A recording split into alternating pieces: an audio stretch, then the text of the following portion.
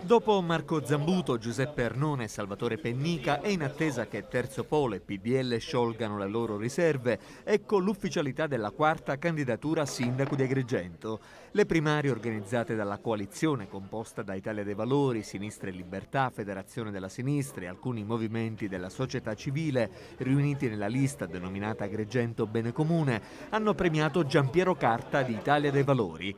Per lui una buona affermazione, 510 preferenze. Staccato di 209 voti, Lillo Miccichè, coordinatore provinciale di SEL, ritenuto alla vigilia il favorito al successo, considerata la sua lunga storia politica, il radicamento nel territorio e le numerose battaglie condotte sia al Consiglio Comunale che all'Assemblea regionale siciliana.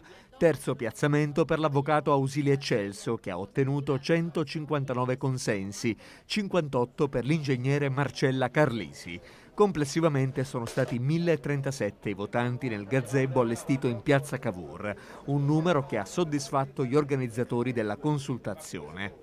A tentare la scalata alla poltrona più alta di Palazzo dei Giganti sarà dunque Giampiero Carta, 49 anni, dipendente dell'Agenzia delle Entrate, da anni vicino a Nello Amel. Per Carta il risultato delle primarie non è stato sorprendente. Questo è un lavoro di squadra che premia il gruppo e quello che siamo riusciti a smuovere. Siamo il primo partito e forse è la prima volta ad Agrigento che si svolge un'elezione primaria per scegliere il candidato a sindaco, e quindi anche Lillo Miccichè, che risulta il mio competitor sconfitto in questa tornata, è sicuramente una risorsa che riutilizzeremo in una simbiosi che avremo tra nuove energie e esperienze amministrative irrinunciabili, quali quella dello stesso Lillo, quella di Nello Amel e quelle di tutte le risorse che siamo riusciti ad attivare in questo periodo. Che impronta darà alla sua campagna elettorale e soprattutto quali temi che privilegerà? L'impronta che noi dobbiamo dare è quella dell'uscire fuori dagli schemi delle appartenenze. Questa città ha bisogno di gente che si impegni e la nostra lista si chiama Agrigento Bene Comune proprio per questo motivo, cioè il primo bene da difendere è quello di Agrigento come bene comune. Molti hanno interpretato la politica negli ultimi anni come bene privato. Vorrei citare un aneddoto del mio barbiere che mi dice che è importante questa volta votare i perdenti o i presunti perdenti, perché troppo spesso i vincenti hanno vinto però poi ha perso la città. Noi abbiamo la necessità stavolta di sollevare soprattutto il livello culturale di questa gente che talvolta non è molto presente durante i momenti topici che sono quelli delle elezioni.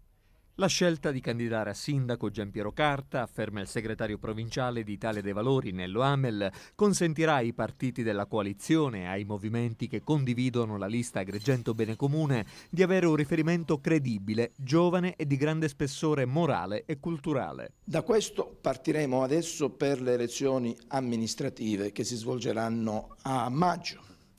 È un impegno molto consistente perché ci scontriamo con corazzate che hanno denaro, che hanno organizzazione, che hanno clientele, ma noi cercheremo di portare il ragionamento sul piano del progetto di città che vogliamo costruire, all'interno della quale cercheremo di portare aria nuova, idee nuove, soluzioni nuove e diverse, ed utilizzeremo tutte le risorse possibili, a partire da Giampiero Carta, nostro candidato sindaco, ma anche da Lillo Miccichè che ha una storia ed una tradizione, anche da tutti gli altri candidati, Ausilio Eccelso e soprattutto Marcella Carlisi che ha fatto un gesto d'amore candidandosi in questa competizione pur essendo impegnata fuori per motivi di salute. E soprattutto cercheremo di utilizzare tutte le persone che vogliono venire nella nostra lista per dare un segnale di testimonianza, di impegno concreto senza altri interessi. E Lillo Miccichè prende atto del risultato, si congratula col vincitore e gli altri due competitori. Il risultato, dichiara Miccichè, da un punto di vista personale non modifica il nostro progetto di coalizione, anzi, vista la grande partecipazione popolare, rafforza il sodalizio per ottenere nella vera competizione di maggio il massimo dei risultati sia per la candidatura a sindaco di Giampiero Carta che quella della lista per il Consiglio Comunale. Lillo Miccichè annuncia che anche lui sarà candidato ad un posto a Sala Sollano. Venire 11 marzo a votare a Piazza Cavour.